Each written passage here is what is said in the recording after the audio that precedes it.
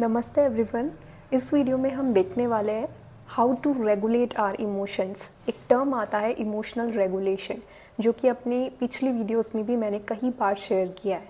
But इस video में मैं आपको प्रैक्टिकली स्टेप्स बताने वाली हूँ जो मैं पर्सनली फॉलो करती हूँ अपनी लाइफ में, how to actually regulate emotions. यहाँ पर मैं कंट्रोल की बात नहीं कर रही हूँ, रेगुलेट की बात कर रही हूँ। कंट्रोल जहाँ पर आता है वहाँ पर होता है कि हम कुछ एक्सप्रेस नहीं कर रहे हैं, उसको कंट्रोल करके रख रहे हैं, सप्रेस फॉर्म में रख रहे हैं।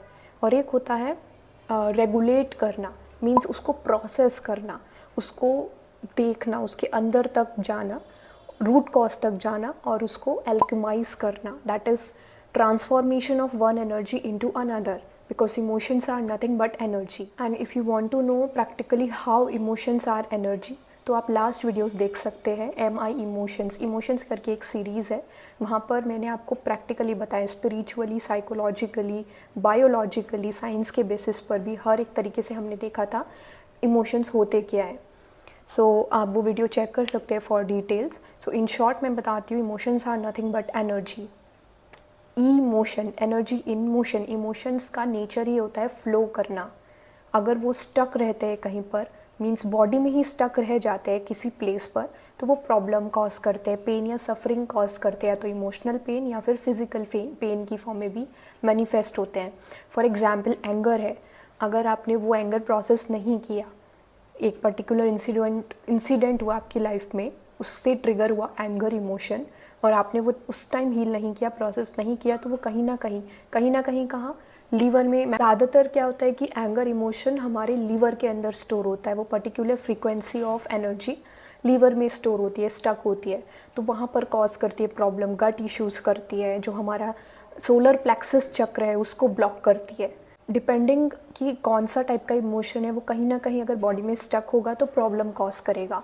इट इज़ इम्पॉर्टेंट कि हम उसको प्रोसेस करें, हील करें। Emotional regulation is a part of self-awareness. If you are someone who is in self-awareness journey, self-healing, self-growth journey or spiritual journey, then this video might be helpful for you. So let's get started with our video.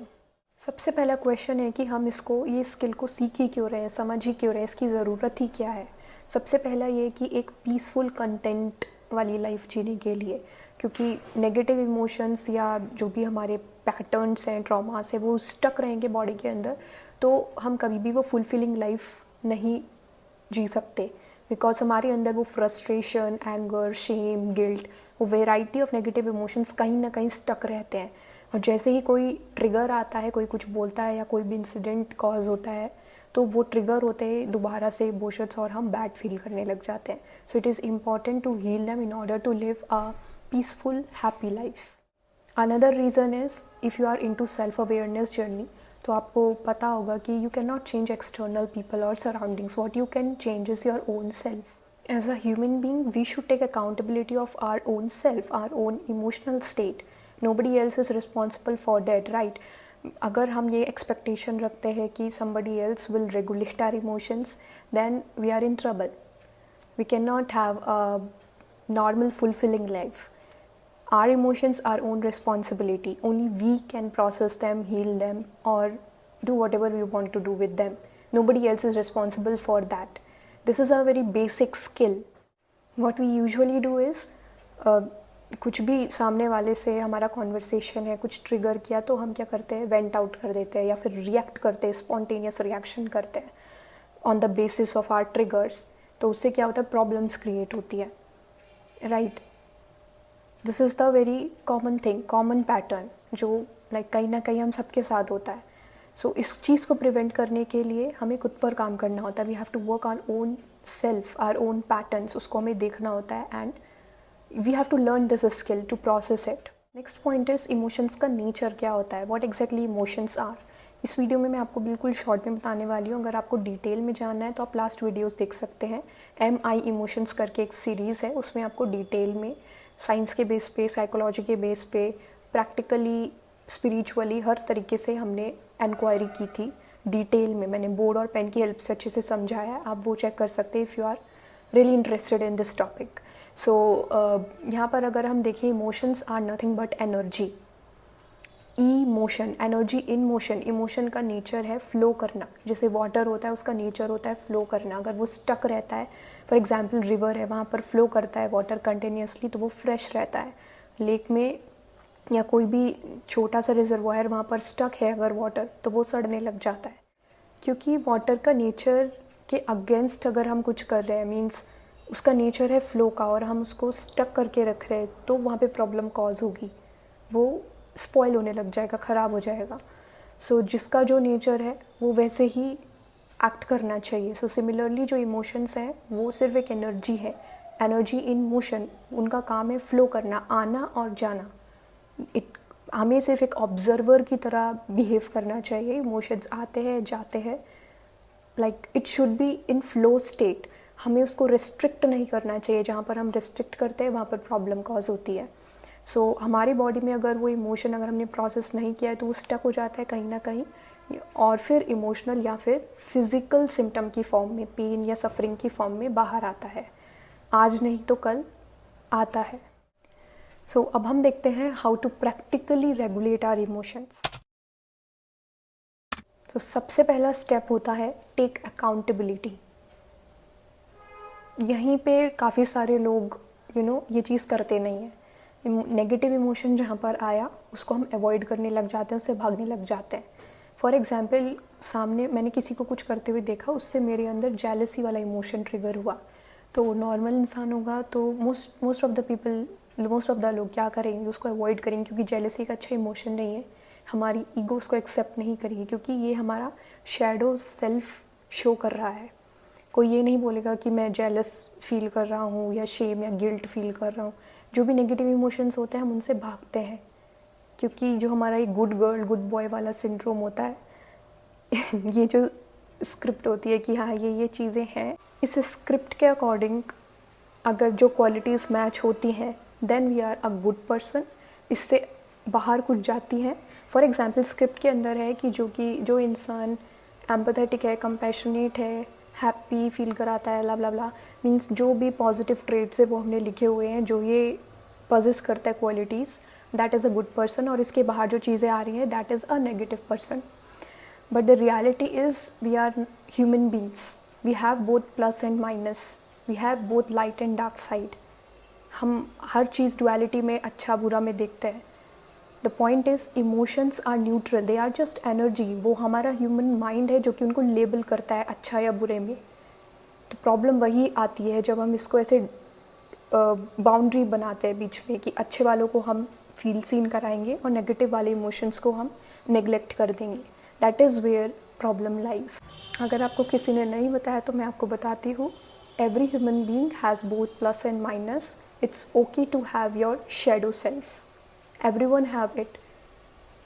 अच्छी बात तब होगी कि आप दोनों चीज़ों को embrace करेंगे, एक्सेप्ट करेंगे। प्रॉब्लम तब होगी जब हम उसको एक साइड को तो एक्सेप्ट करेंगे, दूसरे को नेग्लेक्ट करेंगे। सो इमोशंस को एक न्यूट्रल फॉर्म में अगर आप देखना स्टार्ट करते हैं, emotions are neutral, doesn't matter कि वो कौन सी फ्रीक्वेंसी के हैं। That is the first step, कि उसको एक्नॉलेज करना कि हाँ, फॉर एग्जाम्पल मुझे जेलसी वाला इमोशन आया तो मैं बैठकर एक्नॉलेज करूँ कि हाँ मेरे अंदर ये इमोशन है, मुझे जेलसी फील हो रही है। एक्नॉलेज करना कि हाँ ये चीज़ हो रही है, that is the first step and you need courage to do that. एक और पॉइंट मुझे यहाँ पर ऐड करना है, ये समझना होगा आपको कि इमोशंस, जैसे कि मैंने बताया एनर्जी है, वो एक न्यूट्रल चीज़ होती है। रियल नेचर उसका न्यूट्रल है। वो हमारा ह्यूमन माइंड है जो कि उस पर लेबल लगाता है कि ये हैप्पी, सो कॉल्ड इस फ्रीक्वेंसी पे वाइब्रेट करने वाला इमोशन इस टाइप की फीलिंग दे रहा है तो उसको हम हैप्पी बोल देते हैं। ये वाला थोड़ा डाउन फील करवा रहा है, इसको सैड बोल देते हैं। तो ये हमारा ह्यूमन माइंड है जिसने लेबल पुट किए हैं अलग अलग एनर्जी पर, जिसको हम सो कॉल्ड अच्छे और बुरे इमोशंस बोलते हैं। सो उसकी रियलनेस क्या है कि it's neutral, energy is neutral. So emotion को एक न्यूट्रल फॉर्म में देखना, एक as an energy. Emotions are not our enemies, they are just messengers. एक और इम्पॉर्टेंट पॉइंट है जो आपको पता होना चाहिए कि हर एक इमोशन बेवजह नहीं आता है हमारी बॉडी के अंदर। कोई भी ट्रिगर हुआ, कोई भी इंसिडेंट हुआ, उसके बाद एक इमोशन आया, तो बिना रीज़न से नहीं आता है। मैं इमोशंस को मैसेंजर बोलती हूँ, क्योंकि वो अपने साथ कोई ना कोई हिडन मैसेज लेकर के आता है। और अगर क्लियर शब्दों में बोलूँ तो वो हमारा लिमिटिंग बिलीफ या पैटर्न लेकर के आता है। हर एक इमोशन एक अपॉर्चुनिटी की तरह आता है कि अब हील कर लो इसे, अब मुझे फील सीन कर लो, मुझे देख लो और इसको प्रोसेस करके हील कर लो। बट हम क्या करते हैं, नहीं करते, अवॉइड करते रहते हैं जब तक वो बहुत ज़्यादा पेंट अप नहीं हो जाता है, जब तक वो डिज़ास्टर नहीं बन जाता है। So every emotion is a messenger of our limiting belief या पैटर्न, जो कि हमारा हायर सेल्फ जो है उसको सर्व नहीं कर रहा है, जो हमारा हाईएस्ट पाथ है उसको सर्व नहीं कर रहा है। सो इससे क्या होगा, सबसे पहला you will be self aware. आप अवेयर होगे कि आपकी बॉडी में क्या चल रहा है, क्या आपकी इमोशनल स्टेट है। सेकेंड पॉइंट इज़ आप अकाउंटेबिलिटी ले रहे हैं अपने खुद के इमोशंस की। So it's a good sign if you do that. If you are already doing that, great. If you don't do that, start doing that. You will find change. So this is the first step, the basic step. Now let's move forward towards the second step. Second point है, don't gaslight your emotions. Gaslighting का मतलब ये होता है कि जो चीज़ exist करती है उसको ये बोलना कि है ही नहीं है, तो अपनी ईगो को सेफ फील करवाने के लिए। ऐसे बाहर और लोग भी हमारे साथ करते हैं और हम भी अपने साथ करते हैं कई बार। तो मोस्ट ऑफ द टाइम हम यही करते हैं। फॉर एग्जांपल मैंने आपको दिया जेलसी वाला, अगर मेरे अंदर जेलसी वाला इमोशन आया तो मेरी ईगो गैसलाइट करेगी मुझे ये बोल के कि नहीं, मुझे जेलसी वाला, मैं तो अच्छी लड़की हूँ, मेरे अंदर तो ये नेगेटिव इमोशन आ ही नहीं सकता, सामने वाला इंसान ही ख़राब है। उसको ही मैं शेम वाले लेबल लगा दूँगी कि सो डिस्गस्टिंग और समथिंग लाइक दैट। बट अपनी जो नेगेटिव साइड है, शेडो सेल्फ है, उसको नहीं देखूँगी। इसको हम गैसलाइट करना बोलेंगे कि I should not feel this way because I am a good girl. So what should you exactly do? Acknowledge it, take accountability of it. Yes, it is here. Yes, I am feeling it and it's okay to have it, because emotions are nothing but energy. I have this certain kind of energy inside me. Let me see what it's actually trying to convey. Which message is hiding behind it? Let me see my pattern. Have a childlike curiosity. देखती हूँ, चलो क्या बोलना चाह रहा है ये emotion, क्यों आया। So this is the second point. Don't gaslight it. Face it. So the next point is sit with it, feel it, make it feel seen. सुनने में तो बहुत ऐसा लग रहा है, हाँ कुछ भी नहीं है, बैठ जाओ, क्या ही बोल रही है। But it carries a deep meaning. Let me explain you with the help of an example. हर एक ह्यूमन बीइंग का नेचर होता है, या हर एक लिविंग बीइंग का नेचर होता है कि उसको कोई फील सीन करवाए। आप अपने आप का एग्जाम्पल लीजिए। अगर आप किसी से कुछ इम्पॉर्टेंट बात डिस्कस कर रहे हैं, रियली इम्पॉर्टेंट, और सामने वाला आप पे ध्यान नहीं दे रहा है, इग्नोर कर रहा है आपको, या मतलब एक्टिवली इग्नोर नहीं कर रहा है, बट like pretending कि वो हाँ they are listening, but actually they are not, and you can sense that energy. How you will feel? You will feel invalidated. You will feel bad, frustrated. Am I not that important? Right? So similarly ये जो emotions है इनको भी feel seen करवाना होता है। Most of the time हम क्या करते हैं, हम उनसे भागते हैं। We run away from them. We don't make them feel seen. That is when they start causing problem. तो ज़्यादातर लोग क्या करते हैं कि अच्छा तुम्हें डिप्रेस फील हो रहा है, नेगेटिव फील हो रहा है, चलो बाहर घूम के आते हैं, चलो ये मूवी दिखाते हैं, या ये करते हैं, फ्रेंड्स के साथ घूम लेते हैं, या कुछ भी कर लेते हैं। मीन्स उसको डिस्ट्रैक्ट करते हैं। यहाँ इमोशन कुछ बोलना चाह रहा है, वो आया है कोई मैसेज लेके, बट हम उसको इग्नोर कर रहे हैं और कुछ और एक्टिविटीज़ में अपने आप को इन्वॉल्व कर रहे हैं। तो उसको कैसा फील होगा, नेगलेक्टेड फील होगा, राइट। सो वो ज़्यादा रेजिस्टेंस क्रिएट करेगा। और जब भी हम वो सब एक्टिविटीज़ से करके हम वापस बैठते हैं अपने साथ, then again we will start feeling it, क्योंकि वो रूट से तो गया है ही नहीं। सो इसीलिए ये पॉइंट है to sit with it, make it feel seen. So हम बैठ कर एग्जैक्टली हमें करना क्या है, सबसे पहले take some deep breaths, breathing exercise आप कर सकते हो। मैं पर्सनली करती हूँ 4x4 या 5x5, मीन्स 4 टाइम्स आप अपने मन में काउंट करेंगे 1 2 3 4, तो